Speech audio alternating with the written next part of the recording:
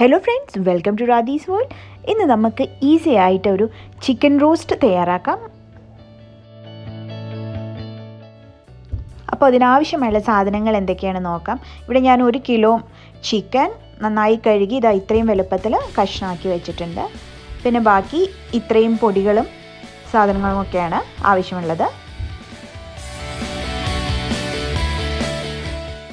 നമുക്ക് ചിക്കനിലോട്ട് ഓരോ ഐറ്റംസും ആഡ് ചെയ്യാം. ഞാനിവിടെ 1 ടേബിൾ സ്പൂൺ മുളക് പൊടി ചേർത്തിട്ടുണ്ട്. ഇനി ഒരു 1/4 ടേബിൾ സ്പൂൺ മഞ്ഞൾപ്പൊടി ചേർത്തു. ഇനി 1 ടേബിൾ സ്പൂണോളം ജീരകത്തിൻ്റെ പൊടി ചേർത്തു. 1.5 ടേബിൾ സ്പൂണോളം മല്ലിപ്പൊടി ചേർത്തു. 1/4 ടേബിൾ സ്പൂണോളം ഗരം മസാല ചേർത്തിട്ടുണ്ട്. 1 ടേബിൾ സ്പൂണോളം ജിഞ്ചർ ഗാർലിക് പേസ്റ്റ്, 3 ടേബിൾ സ്പൂണോളം തൈര്, പിന്നെ ഒരു പകുതി നാരങ്ങയുടെ ജ്യൂസുമാണ് ചേർക്കുന്നത്. ഇനി ഇതൊക്കെ കൂടെ നമുക്ക് നന്നായിട്ടൊന്ന് മിക്സ് ചെയ്യാം.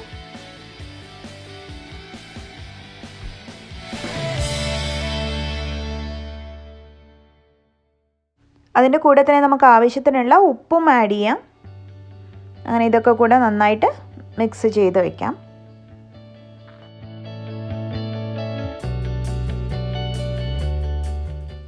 മസാലയെല്ലാം മിക്സ് ചെയ്തതിന് ശേഷം നമുക്ക് ഇതൊന്ന് ഒരു 2 മണിക്കൂറോളം ഫ്രിഡ്ജിൽ വയ്ക്കാം.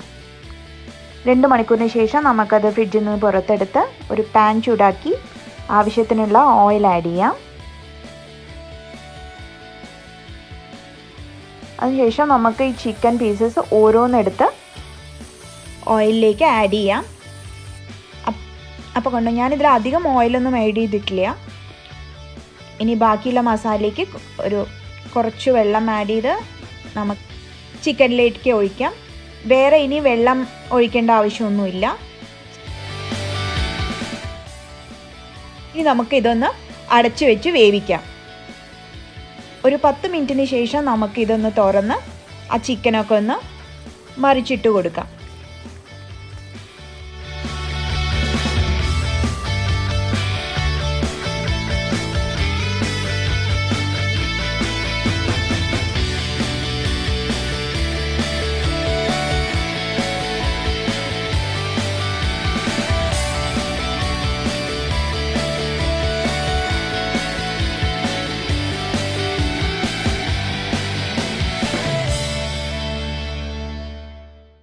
ഈ സമയത്ത് നമുക്ക് കുറച്ച് കറിവേപ്പിൻ്റെ ഇല ഇതിൻ്റെ മേലെല്ലാം തൂകിയിട്ട് വീണ്ടും അടച്ചു വെച്ച് നമുക്കൊന്ന് ചിക്കൻ വേവുന്ന സമയം കൊണ്ട് നമുക്കൊരു 5-6 വെളുത്തുള്ളി നമുക്കിതുപോലെ ഒന്ന് ചതച്ചെടുക്കാം. ഇപ്പോൾ ഉണ്ടോ ചിക്കൻ ഏകദേശം മസാലയിലൊക്കെ പിടിച്ച് വെള്ളമൊക്കെ വറ്റിയിട്ടുണ്ട്. അപ്പോൾ ഇടയ്ക്കിടയ്ക്ക് ഇനി നമുക്ക് അടച്ചു വയ്ക്കൊന്നും വേണ്ട.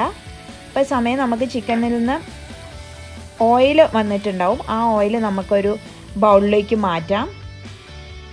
ബാക്കി ചിക്കൻ നമുക്ക് അതിൽ വെള്ളമൊക്കെ വറ്റാൻ വേണ്ടി നന്നായിട്ടൊന്ന് ഇളക്കി കൊടുക്കാം. നമ്മൾ റോസ്റ്റ് അല്ലേ തയ്യാറാക്കുന്നത്, അത് കാരണം വെള്ളമൊന്നും അധികം വേണ്ട. അത് കാരണം വെള്ളം വറ്റാൻ വേണ്ടി നമുക്ക് നന്നായിട്ടൊന്ന് ഇളക്കി കൊടുക്കാം.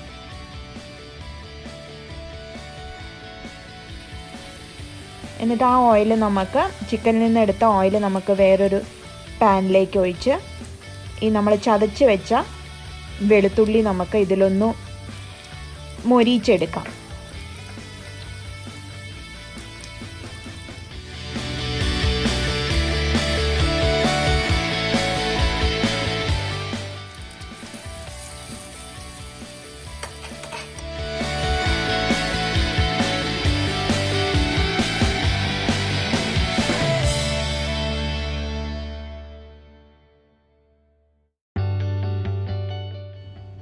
അപ്പോൾ നമ്മുടെ വെളുത്തുള്ളിയുടെ പച്ചമണമൊക്കെ മാറി നല്ല ഒരു റോസ്റ്റായ മണം വരും. ഈ സമയത്ത് നമുക്ക് കറിവേപ്പിലേക്ക് ആഡ് ചെയ്ത് കറിവേപ്പില ഒന്ന് ക്രിസ്പി ആവുന്ന വരെ ഒന്ന് ഇളക്കി കൊടുക്കാം.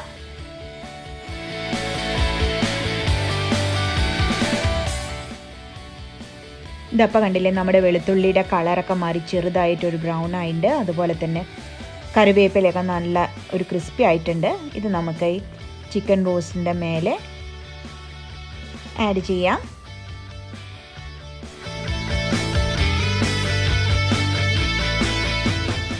അതിനുശേഷം നമുക്കൊരു 5 മിനിറ്റ് നേരത്തേക്ക് ഇതൊന്ന് അടച്ച് വയ്ക്കാം.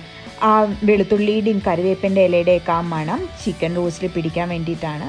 അപ്പം നമ്മുടെ ഈസി ആൻഡ് ടേസ്റ്റി ആയിട്ടുള്ള ചിക്കൻ റോസ്റ്റ് ഇവിടെ റെഡി ആയിട്ടുണ്ട്. ഇത് കണ്ടോ, ഇതിന് നമുക്ക് ഉള്ളി വഴറ്റി തക്കാളി ആഡ് ചെയ്യൊന്നും വേണ്ട. ഇത്ര പെട്ടെന്ന് നമുക്ക് ഉണ്ടാക്കാൻ പറ്റിയത്. ഇത് വളരെ ടേസ്റ്റിയാണ്. അപ്പം നിങ്ങൾ എന്തായാലും ട്രൈ ചെയ്ത് നോക്കണം.